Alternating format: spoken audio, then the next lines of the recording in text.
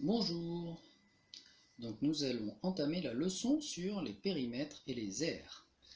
Il me semble que c'est le chapitre numéro 16, peut-être que certains d'entre vous me corrigeront si je me suis encore trompé sur cette numérotation, je m'excuse.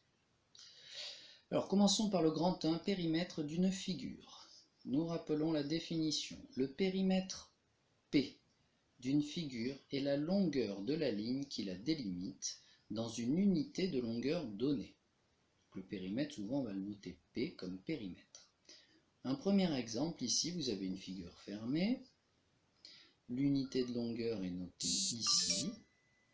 Nous allons donc essayer de trouver le périmètre de cette figure. Pour cela, il va falloir compter les carreaux. Alors je vais partir d'un point que je vais matérialiser ici, et je vais faire tout le tour en comptant les carreaux. Alors là j'ai 1, 2, 3, 4 carreaux pour aller en dessous. Ensuite, 1, 2, 3, je l'ai compté tout à l'heure, vous pouvez me faire confiance, il y a 10 carreaux pour aller jusqu'ici. Là, pour remonter, si j'en avais déjà 4, j'en ai 4 de plus pour aller là. Pour aller de là à là, 1, 2, 3, 4 carreaux aussi. 1 pour descendre, 1, 2, 3, 4 carreaux ici, 1 pour remonter, et enfin 1, 2, 2 carreaux ici.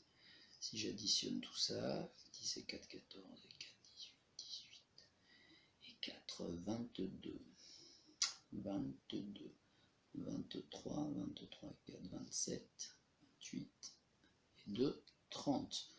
Donc, le périmètre de cette figure est de 30 unités de longueur. Là, ici, on a pris ça comme unité de longueur. On n'a pas choisi des centimètres. En gros, c'est des carreaux. On peut choisir un carreau comme unité de longueur. Donc là, le périmètre, c'est tout simplement 30 unités de longueur. Alors, pour pouvoir calculer des périmètres, il existe des formules qu'il va falloir apprendre par cœur et qu'il va falloir essayer d'appliquer. Ces formules, vous les connaissez sans doute pour les deux premières figures que nous allons voir, le rectangle et le carré. Alors, je commence par le rectangle. Le rectangle, il a ses côtés opposés de même longueur. Donc je peux coder mes longueurs égales ici et ici. La plus grande longueur, je la note L majuscule, c'est la longueur. La plus petite, je la note L minuscule, c'est la largeur. Pour calculer le périmètre d'un rectangle, il y a plusieurs possibilités. Soit je fais tout le tour, je dis c'est largeur plus longueur plus largeur plus longueur. Je peux aussi dire, je prends la largeur plus la longueur ici, et je la multiplie par 2.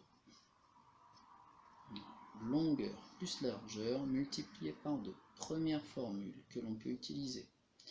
Deuxième formule que l'on peut utiliser, on regroupe, on dit qu'il y a deux largeurs et deux longueurs, donc le périmètre, je peux aussi l'écrire, périmètre égale 2 fois longueur plus 2 fois largeur. Ces deux formules sont à connaître. Je vous demande d'encadrer la réponse. Alors moi je n'utilise pas là de couleur, mais vous pouvez très bien encadrer en rouge ou même passer du fluo. Je passe maintenant à ma figure suivante, le carré.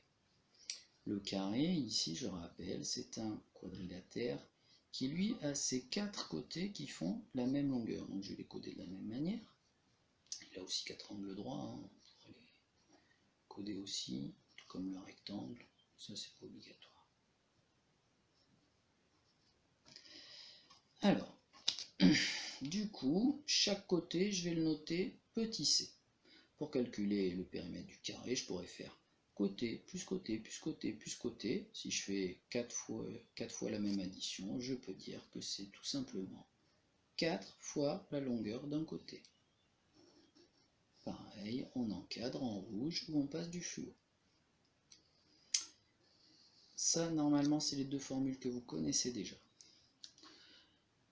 Pour le cercle, il y a une formule qui est très différente et normalement, vous ne la connaissez pas. Alors, il y aura une activité que je vous ferai en classe virtuelle ou aussi une petite vidéo qui explique un petit peu comment on a trouvé ça. Mais en fait, pour pouvoir trouver la longueur du cercle, le périmètre, on se rend compte qu'il dépend uniquement de cette longueur-là, le rayon, c'est-à-dire l'écartement du compas. Et on peut faire une expérience en mettant une petite marque sur un rouleau de scotch et en déroulant le scotch. Et quand on regarde la longueur du cercle, il se trouve que la formule est la suivante. 2 fois un nombre un peu bizarre qu'on appelle pi. Pi, c'est une lettre grecque, elle se note comme ceci. 2 fois pi fois le rayon. Voilà, c'est la première façon de voir la longueur du cercle, le périmètre du cercle. 2 fois pi fois rayon. Alors, on peut aussi la voir d'une autre manière. Je rappelle que si je trace ce segment-là qui passe par le centre du cercle, ce segment-là, je l'appelle le diamètre et je le note avec un petit d. Le diamètre, c'est égal à 2 fois la longueur du rayon. Du coup, je peux aussi utiliser une formule qui est plus simple, qui sera pi fois le diamètre, pi fois d. On vous dit ici, pi c'est un nombre qui a pour valeur approché 3,14. Depuis très longtemps on connaît ce nombre et on ne sait jamais exactement à quoi il est égal. On a même pu prouver que ce nombre a un nombre de chiffres infini après la virgule.